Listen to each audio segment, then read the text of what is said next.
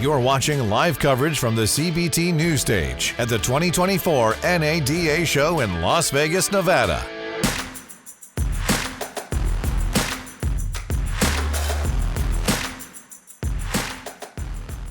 Hey everyone, Jim Fitzpatrick on day 2 of the NADA show out here in Las Vegas. We're so excited to have with us Mr. Len Short. He is the co-founder and CEO of Lotlinx. And if you are not out at the show right now, I got to tell you, we're going to show some pictures to you later on social media.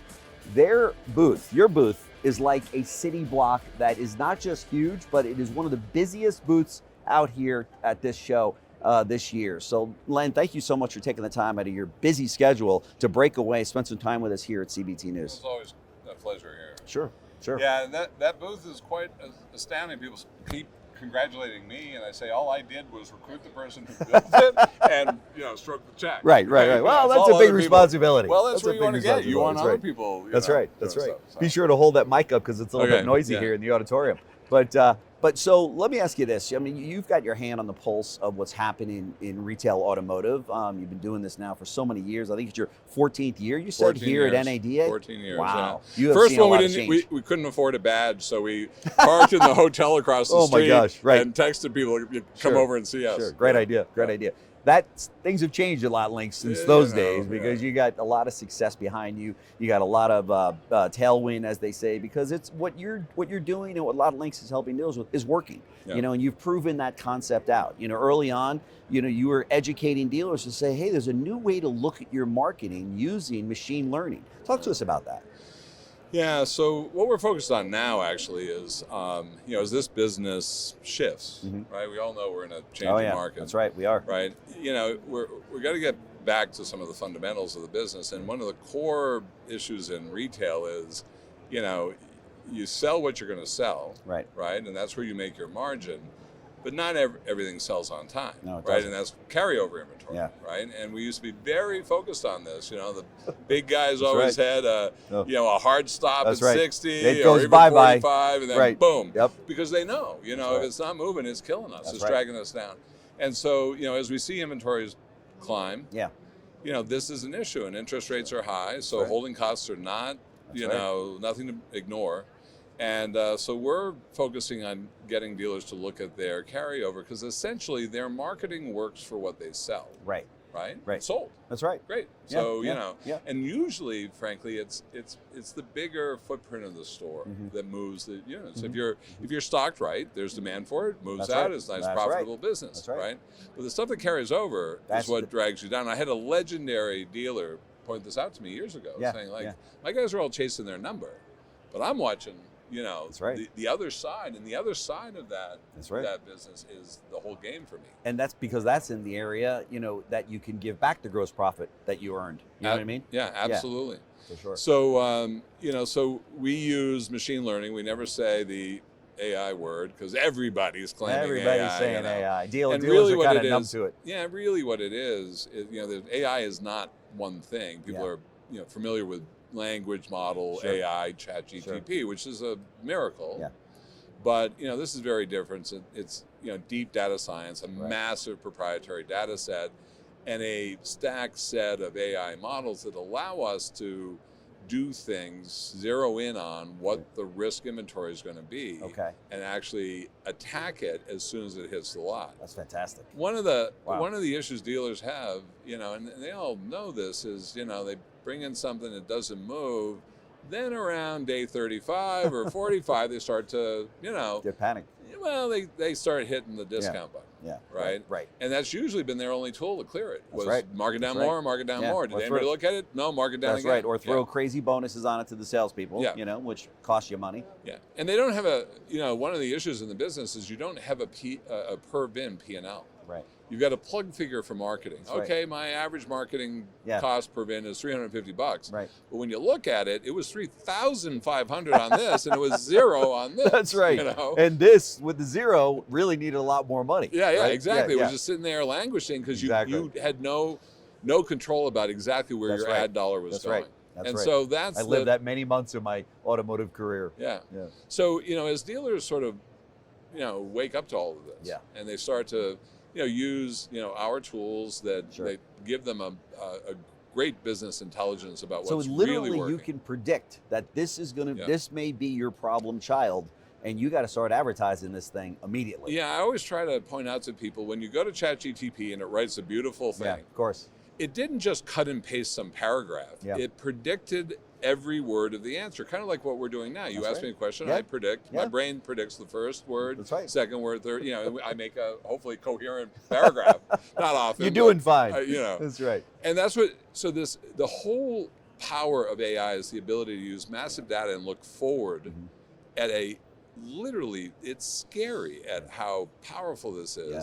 So we've built based on a massive data set of all these factors that either impact, advantage a car or disadvantage a car, and we can predict from day zero down to 3 days and $300 when a car is actually going to sell. So the closest thing we used to have to that, and a lot of dealers can back me up on this, was just our knowledge of the market at that time. We'd say, well, we don't do very well with Toyota Camrys in this market, with that color, and if it's only got a cloth interior, and that was all we ever had to go on. You know what I mean? Well, and it's AI, because you have a massive data set of experience. That's you're a great operator. To some degree, yeah. But I mean, it doesn't compete to machines taking You got a lot of things to do, so you can't do it as relentlessly as a machine can. That's right. And one of the things I found about, we go around, talking about all this, and we want to, not make it feel like a lot of voodoo, right? It's real. Sure. But I found dealers. I went on a tour last summer, and I met with over 100 owners. Wow. And most of them non-customers. Yeah. Because I was showing them what we were doing. I just wanted, hey, listen, will you sit down with me? Feedback. And tell me, I'm onto something here. And there were some really great things that came out of that. But the thing that I was most impressed with is they are all ready to use machines and machine learning and AI. Of course. They're like, when can we get it? Yeah. There's no sort of, well, let's see, I'll wait and see, like the internet, whether it's real. Well, today, a dealer can't even afford the luxury of doing the wait and see. If they want to be competitive in their marketplace, they have to adapt to these different benefits. A year ago, they could. Yeah. A year ago, you could make a mistake at auction, and the market wouldn't punish you. Yeah, it does now. It sure does now. Oh boy, you could wake up and have 100,000 in water tomorrow. So we're back to those core operating disciplines. All the owners, they've been through it 3-4 times. They know this game. This is the real car business. That's right. So they're not afraid of it. But if you can avoid those financial pitfalls because of this, because of a product like Lotlinx offers, then, oh man, what a relief something like that is. It makes a profound impact on the profitability. It just when you start, it just starts to stack up. It does. So we call it defense. Dealers rightfully so in a boom market, we're on offense. Yeah. Right. How many can we sell? How can we run this up? But defense is the game. That's right. Okay, it's always the game. You can't start playing defense in the second half and win, right? That's the game. So they've got to get their defensive game together. We provide tools that help them really understand this and start being a lot smarter with their money, because they have to be. There's hey, it's going to tighten up, and I got to make sure every dollar I spend is going to the right place. Sure. And I don't want to spend $1 on something that I don't need to. Let it just move, So it's very compelling, and it's right there in front of you in your data. The problem is the tools that dealers have, like GA. Yeah. Incredible tool, but it's not built for car dealers. Yeah. So they can't really see what's going on in their business. I mean, it takes a wonk to sort of. I used to be able to do it. I've lost my touch, Sure. And it's so that's what we've done. Everything we do is based on the dealer's own data, their own GA data. All we've done is built a way of seeing, culling through that data and creating a business intelligence tool that says, okay, this is actually what's going on. Sure. This is car speak. So if a dealer comes to you and says, listen, I've got 10 stores, for instance, and 3 of them are not doing so well, okay? Yeah. If you think so confident about your product, Len, can you show me what you can do in these 3 stores? That's what we do. Do you ever get that? Actually, that's what it's often we get dealers saying, hey, I want all 3 stores on. And I say, no, let's zero in on your worst trouble. Yeah. Let's go to work so that you can see this happen. I don't want anybody to trust me or to buy my pitch. Yeah. Like, Let hey, me show you what it'll do.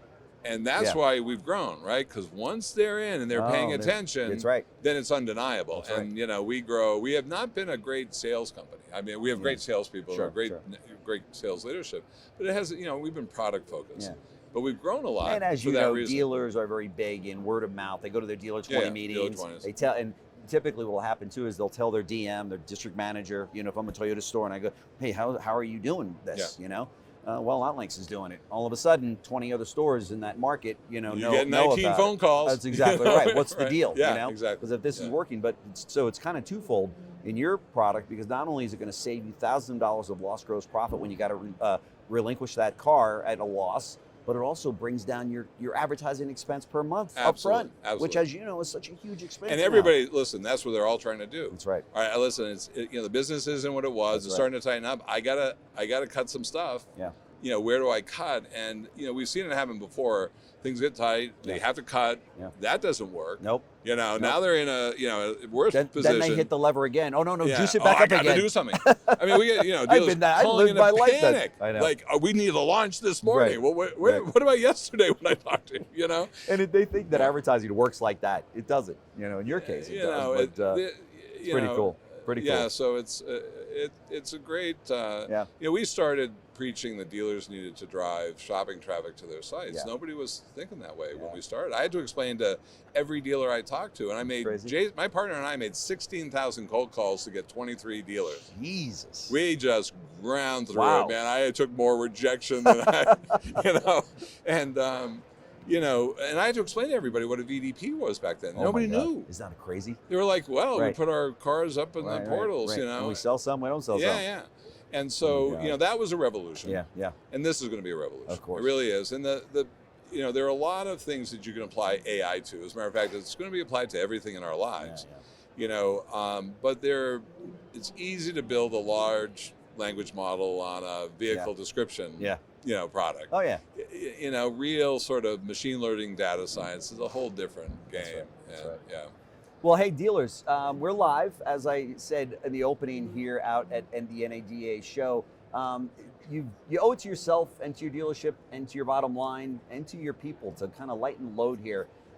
Spend some time with Len and his staff over at their incredible booth here at NADA. They're right at one of the entrances. What entrance are you at? Right at the main entrance. You walk in and there we are. You can't miss it. You can't miss it. You'll be there 30 minutes and you'll be blown away, as we were here at CBT News. And I know you're going to like what you see. It saves you money in wholesale. It saves you money in advertising expense. It's just a smarter way to run your business. Why would you not do this? So Len Short, thank you so much for spending some time with us. I love your product. I love you. I think you're doing a great job and a great service for the auto industry, and keep doing it. Appreciate it. All right. Thank you, sir. Thanks.